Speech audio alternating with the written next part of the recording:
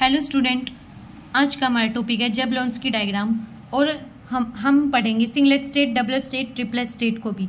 सबसे पहले हम जान लेते हैं जैवलॉन्स्की डायग्राम को बाद में पढ़ेंगे। पहले देख लेते हैं कि सिंगलेट स्टेट क्या होता है, डबलेट स्टेट क्या होता है और ट्रिपलेट स्टेट क्या होता है। तो हमें पता है कि हमारी स्पिन मल्टीप्लिसिटी का फॉर्मूला क्या होता है 2s+1, जहाँ पे s क्या होता है रिजल्टेंट स्पिन क्वांटम नंबर। तो अगर स्पिन मल्टीप्लिसिटी की वैल्यू 1 तो सिंगलेट स्टेट कहलाएगा, अगर स्पिन मल्टीप्लिसिटी की वैल्यू 2 तो डबलेट स्टेट कहलाएगा, अगर स्पिन मल्टीप्लिसिटी की वैल्यू 3 तो ट्रिपलेट स्टेट कहलाएगा। जैसे कि हम एग्जांपल लेके दिखाते हैं।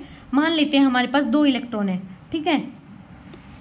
तो हम इसे एस ऑर्बिटल में कैसे भरेंगे, देखो 2 इलेक्ट्रॉन है तो पहले एक एक दोनों में जाएगा, तो एक दोनों की स्पिन कितनी होगी, हाफ हाफ होगी, क्योंकि क्लॉकवाइज डायरेक्शन में है, ठीक है। तो हाफ प्लस हाफ, एस की वैल्यू क्या हो जाएगी, स्पिन कितनी हो जाएगी 1, और 2s+1 में एस की वैल्यू रख देंगे तो एस की वैल्यू 1 आ जाएगी।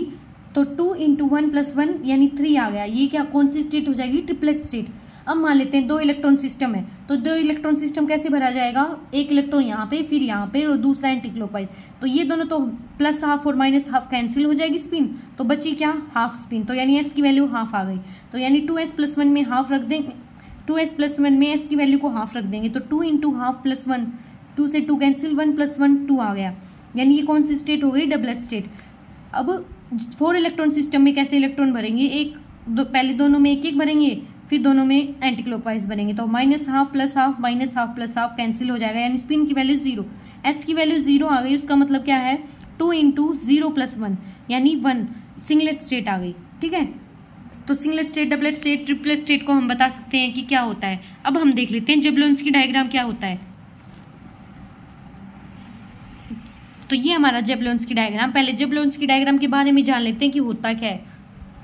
The various pathways followed by excited species to return to ground state are shown by Jablonski diagram.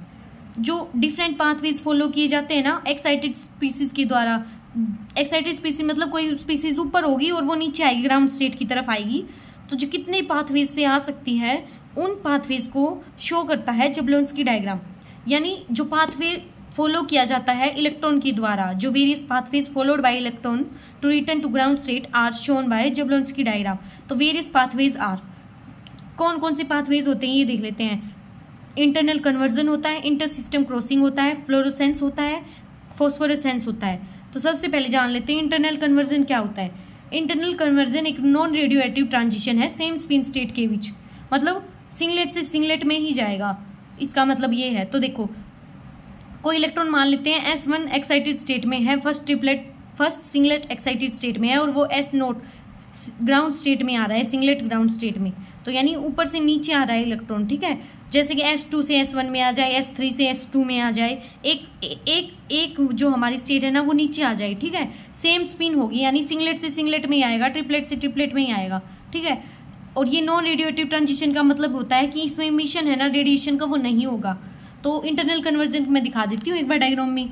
जैसे कि मैंने बताया S2 से S1, S3 से S2, यहाँ से यहाँ, यहाँ से यहाँ, ये जो ऐसे साइन बनाया हुआ है ना ये हमारा नॉन रेडियोएक्टिव ट्रांजिशन के लिए है, और जो स्ट्रेट लाइन होगी ना वो हमारी होगी रेडियोएक्टिव ट्रांजिशन के लिए। तो इंटरनल कन्वर्जन हो गया। अब हम देख लेते हैं इंटरनल सिस्टम क्रॉसिंग क्या होता है। तो इंटर सिस्टम क्रॉसिंग भी एक नॉन रेडियोएक्टिव ट्रांजिशन है डिफरेंट स्पिन स्टेट में, लेकिन it is a non radioactive transition between different spin state. Different spin state का मतलब क्या है, दोनों अलग अलग स्टेट से होंगी। जैसे एक सिंगलेट की होगी तो दूसरी ट्रिपलेट्स में जाएगी, तो S3 से T3, S2 से T2 ऐसे ही, ठीक है। तो डायग्राम में शो करें तो ऐसे कर सकते हैं कि S2 से T2 जा रही है और S1 से T1 जा रही है, यानी एक ये स्टेट थी और एक ये है। तो अब अपनी स्टेट हम ये चेंज कर रही है, तो डिफरेंट स्पिन स्टेट में है, ठीक है, एक से दूसरी में जा रही है। तो इंटरनल सिस्टम क्रॉसिंग हो गया ये। अगला हमारा है फ्लोरोसेंस क्या होता है। तो फ्लोरोसेंस है ना एक रेडियोएक्टिव ट्रांजिशन होता है सेम स्पिन स्टेट में। जब रेडियोएक्टिव ट्रांजिशन का मतलब है जब emission of light takes place करेगा, ठीक है, यानी वो लाइट को इमिट करेगा। When excited species return to form singlet from singlet excited state to ground state with the emission of radiation.